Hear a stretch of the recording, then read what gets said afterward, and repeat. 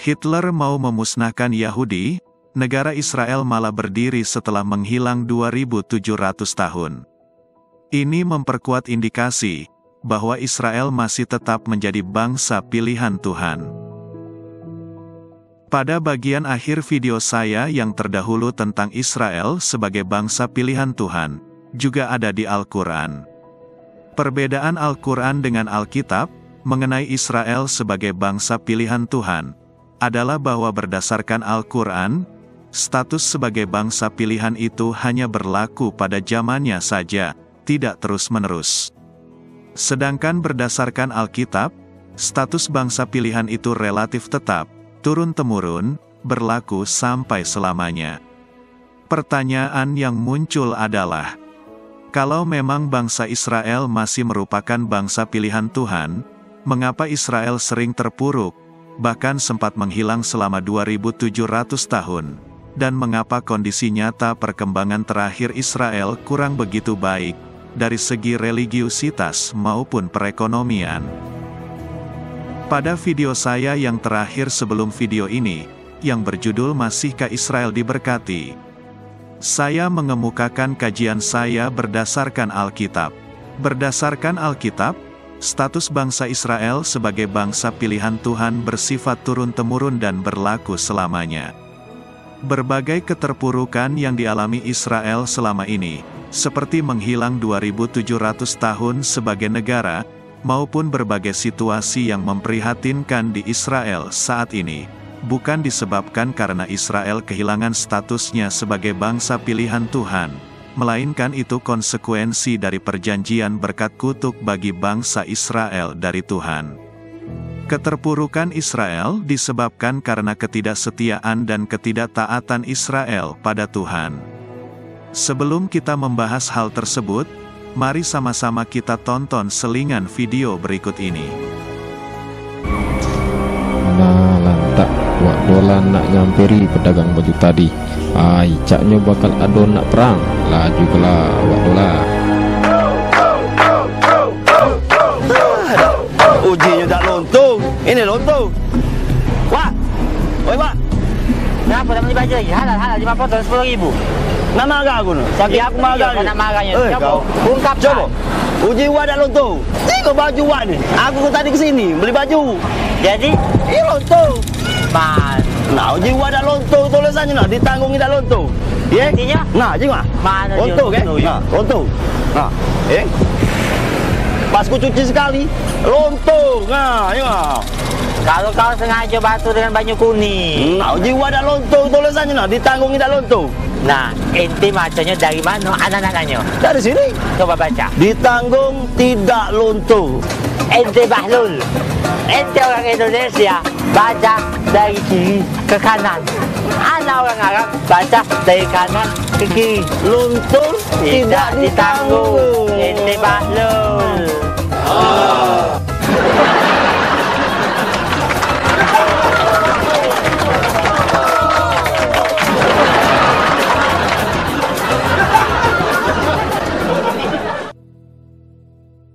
Humor tentang ditanggung tidak luntur ini, pertama kali saya tonton pada lawakan Warkop, ketika Dono, Kasino, Indro sedang jaya-jayanya.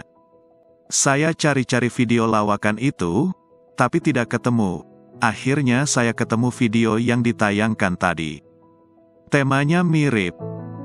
Dari humor pada video selingan tersebut, kita dapat melihat bahwa untuk teks yang persis sama pun, dapat muncul pemahaman yang berbeda. Pelajaran yang dapat diambil dari humor itu antara lain adalah, bahwa untuk memahami teks secara utuh, kita perlu melihat kemungkinan pengertiannya dari berbagai sudut pandang. Sekarang mari kita mencoba melihat salah satu keterpurukan bangsa Israel, yaitu menghilang sebagai negara selama lebih dari 2700 tahun, yang dapat menyebabkan kita berpikir, bangsa pilihan Tuhan kok seperti bangsa pecundang yang tidak berdaya, dari perspektif yang lain. Apakah berdirinya kembali suatu negara yang telah menghilang selama 2700 tahun lebih, adalah hal yang biasa? Selain Israel, adakah bangsa atau negara lain yang seperti itu? Bukankah walaupun sudah berlalu 2700 tahun lebih, kasih setia dan pemeliharaan Tuhan untuk Israel tetap ada? Bukankah itu indikasi bahwa Tuhan tidak lupa pada bangsa pilihannya? Setelah mencoba melihat dengan perspektif lain tersebut, apakah ada penambahan atau pergeseran pola pandang tersebut? Adakah kesan Israel sebagai pecundang dapat bergeser ke nuansa yang lebih positif? Sekecil apapun, saya kira ada penambahan maupun pergeseran nuansa pemahaman. Bagi saya pribadi, berdirinya kembali suatu negara yang telah menghilang selama 2700 tahun lebih, adalah suatu peristiwa yang spesial. Jarang terjadi, kalau tidak dapat dikatakan hanya terjadi pada bangsa Israel saja. Apalagi kalau kita mencoba melihat proses pendirian kembali negara Israel tersebut. Ketika akan dimusnahkan Hitler, Israel malah berdiri kembali. Holocaust adalah peristiwa pembunuhan massal orang-orang Yahudi di Eropa, selama Perang Dunia II oleh Nazi Jerman, yang dipimpin oleh Adolf Hitler. Antara tahun 1941 sampai tahun 1945, Nazi Jerman secara sistematis telah membunuh sekitar 6 juta orang Yahudi di seluruh wilayah Eropa yang didudukinya. Pemusnahan ini dilakukan melalui serangan dengan kekerasan, penembakan, dan pembunuhan massal di kam-kam.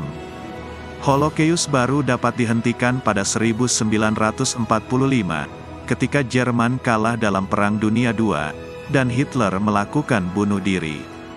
Orang-orang yang selamat dari kamp pemusnahan tidak dapat kembali ke tempat asalnya, karena telah kehilangan keluarga, ataupun dikecam oleh tetangga non-Yahudi mereka. Akibatnya, pada akhir 1940-an, Eropa kebanjiran pengungsi dan tawanan perang. Hal itu memaksa pihak sekutu untuk menciptakan tanah air bagi orang-orang Yahudi yang selamat dari Holocaust, yang kemudian mengarah pada pembentukan Israel pada tahun 1948.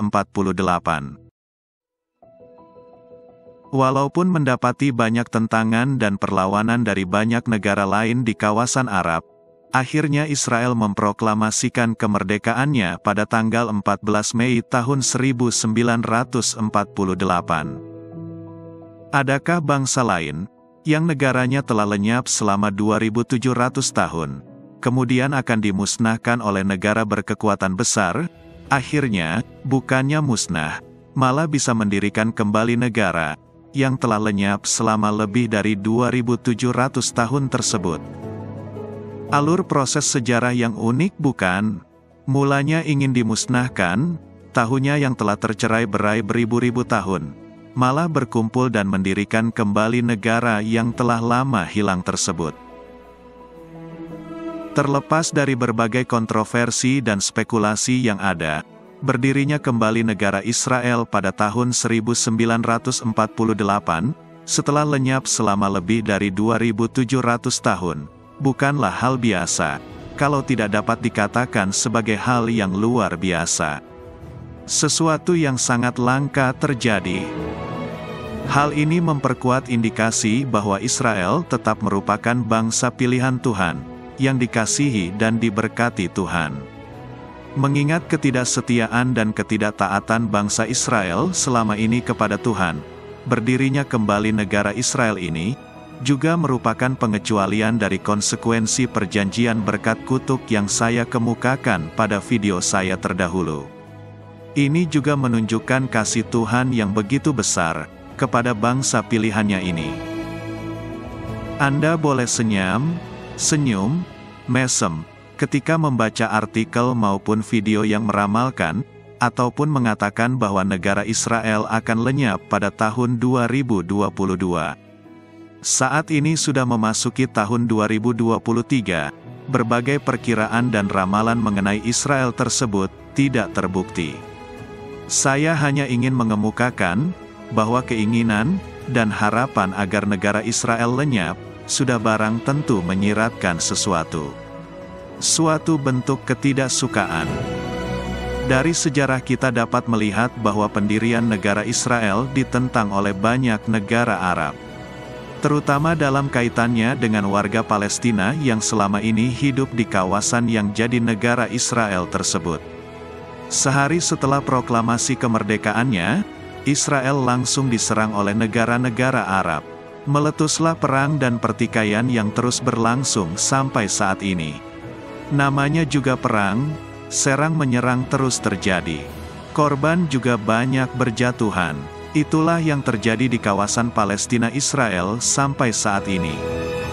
Walaupun Israel bangsa pilihan dan dikasihi Tuhan, dan kerap diberikan pengecualian oleh Tuhan dari perjanjian berkat kutuk, bukan berarti apa yang dilakukan oleh Israel selalu benar.